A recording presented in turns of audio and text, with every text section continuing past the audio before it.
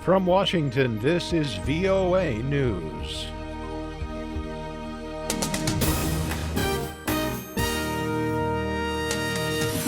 An airstrike in northern Afghanistan kills at least 19 people at a hospital run by Doctors Without Borders.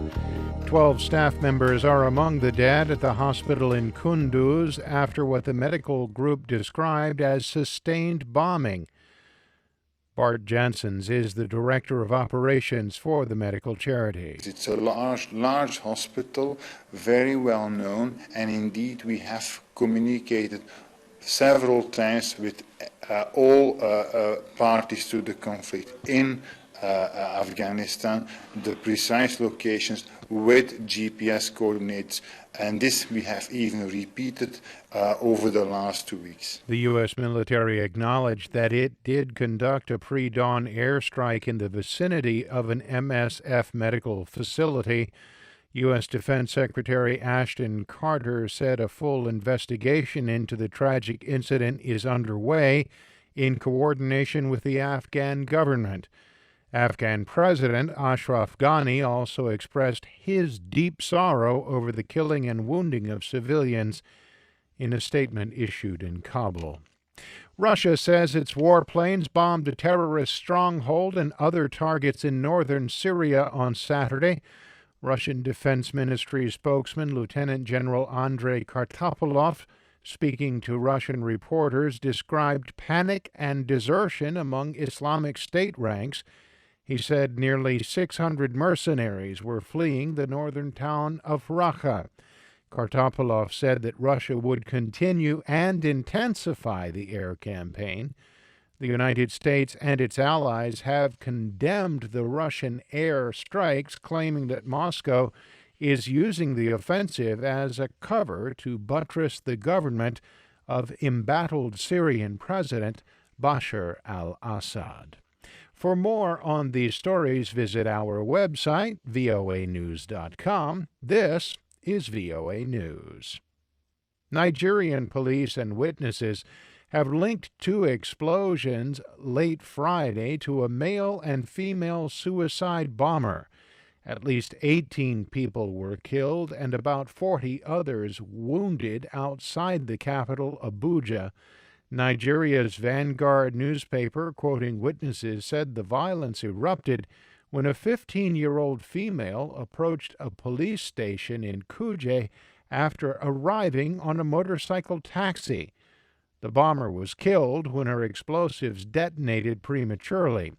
The report says a second bomber, a male, arrived a short while later at the nearby Zamfara market, carrying a bag that exploded shortly after he put it near a vendor.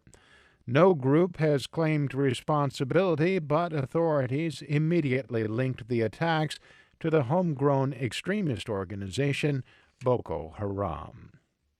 The first plane carrying the bodies of Iranian pilgrims killed in last week's Hajj stampede in Saudi Arabia arrived in Tehran on Saturday.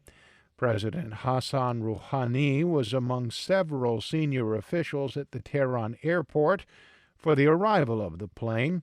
104 of the 464 Iranians killed in the stampede were on board.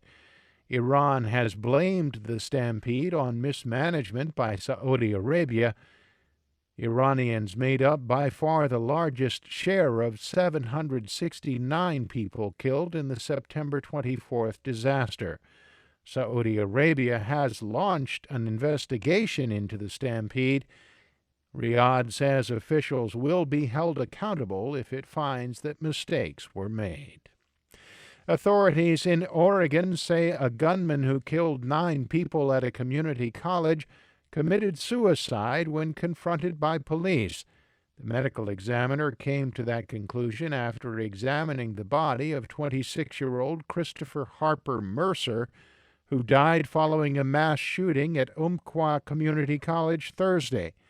Sheriff John Hanlon says authorities hope to find out why the gunman did what he did. And primarily, at this point, what we really want to do is try to gain an understanding so so that we can work together with law enforcement agencies all across the country in an attempt to try to prevent future type of situations. The heavily armed gunman left a hate-filled note at the scene, which, according to news reports, said he felt the world was against him.